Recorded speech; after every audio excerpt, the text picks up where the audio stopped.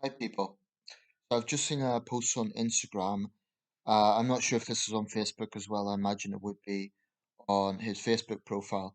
But the Mayor of London, Sadiq Khan, has made this post, which I'm going to quote and address point by point. It's not very long, so bear with me.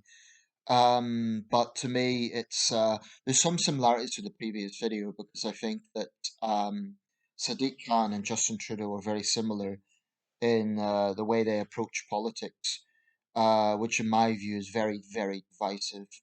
And I think they personify everything that's wrong with the woke left. I imagine this was done in conjunction with International Women's Day. But anyway, here it goes. I'm just going to address this point by point, and then why I have a big problem with it. Um, okay, so here it goes. This is from Instagram. Like I said, it might be on his Facebook page as well. It's kind of like the scroll over method or the scroll over format. Everyday sexist phrases all men should challenge and all men is in it's highlighted.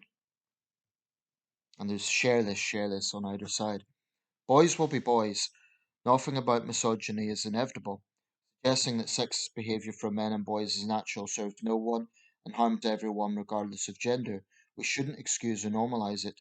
Boys and men are capable of change. We must end this toxic culture and treating girls and women with respect. Well, again, this is the sort of manipulative way that wokes go about things because most decent people will condemn bad behaviour. I do think there's a problem with so-called laddish culture. I've always said that there is, and that is a domain of men. Although you get some pretty rowdy so-called hen nights as well. But if we're being honest, there is a problem with that. But here's the thing: very few people actually say "boys will be boys" nowadays. That phrase is rarely used. It's one of those things that people throw around as if it is said a lot, but it actually isn't. I've honestly never heard anyone directly say that ever.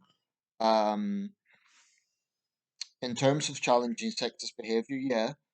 If if guys are being sleazy or making a woman uncomfortable, I do think it's up to other men to say something within reason. The next point.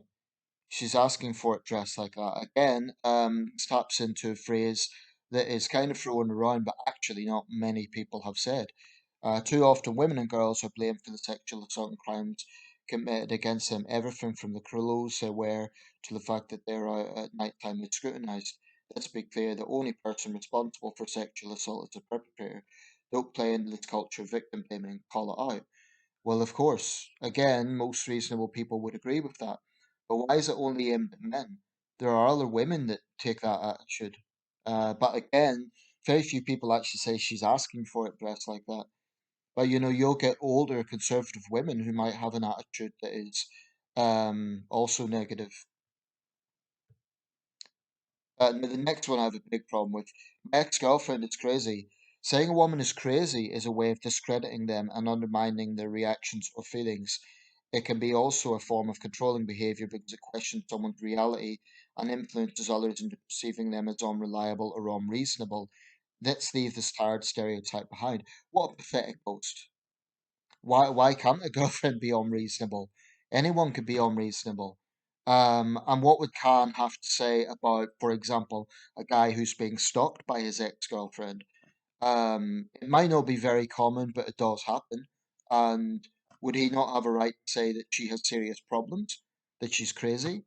This is one of those ridiculous sort of statements that can easily apply to men or women, but somehow it's only sexist when it's leveled at women. I mean, why is calling a man crazy not sexist? Um, that's ridiculous. Um, it can also be a form of controlling behavior. Well, if you have emotional abuse, yeah, that's controlling. But I don't think you could take a single statement and try and turn it into a much bigger thing. My ex-girlfriend is crazy. That sounds a bit blunt, but maybe maybe she is. Maybe a guy's dealing with a girlfriend who is perhaps invading his privacy, perhaps harassing his new girlfriend. Who knows what?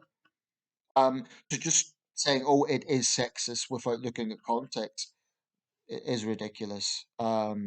Next one, similar. She's such a drama queen. Calling a woman dramatic is highly stigmatizing. Oh, but it's fine to call a man dramatic. Men who express emotion, frustration, or voice their concerns are unlikely to face the same criticism. We need to end these double standards. Well, that's a baseless accusation, a baseless claim. Men are unlikely to face the same criticism. Actually, and this is speculation on my part, but I think men are more likely to be accused of having an anger problem. You know, if a man disagrees with a woman, in Sadiq Khan's world, that's sexism.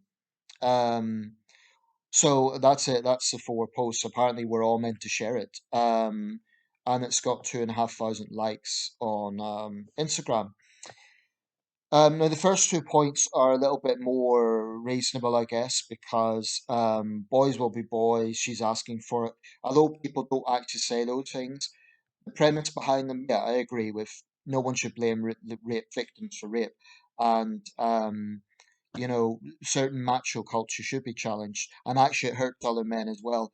Something, again, that Khan has failed to recognize, because you have that whole peer pressure on other guys.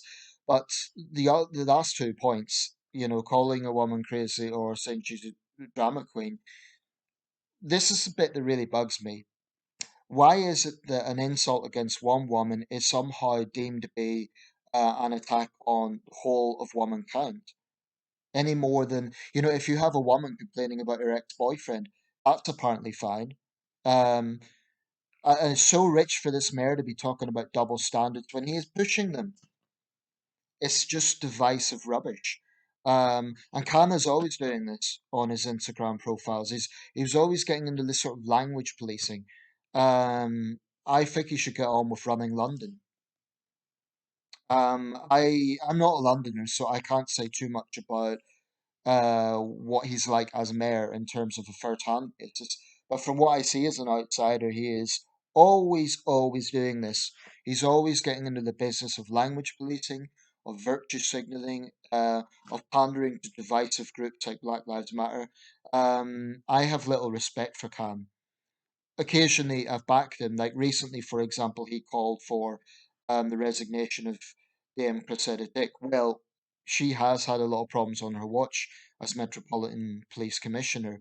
And I don't think it's unreasonable for the mayor to weigh into that. That's an important issue that does affect Londoners. So I don't think that's unreasonable, and I defended him at the time.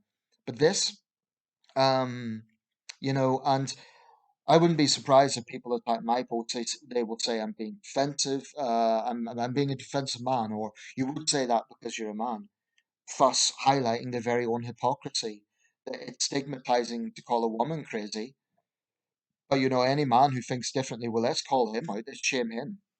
Um, it's bullshit, to be quite honest, and it highlights the intrinsic hypersensitivity we get with Western feminism nowadays, but also the double standards, I think, of the regressive left. And if you hear frustration in my voice, I'll be honest, I am, because this man actually has a lot of power. He has the largest personal mandate of any politician in the country, including the Prime Minister. Don't directly elect the Prime Minister. Sadiq Khan had over 1 million votes personally. So he has a lot of power in that sense. And what's he doing? He's engaging in language policing and just adding to divisions in society, in this case, men versus women.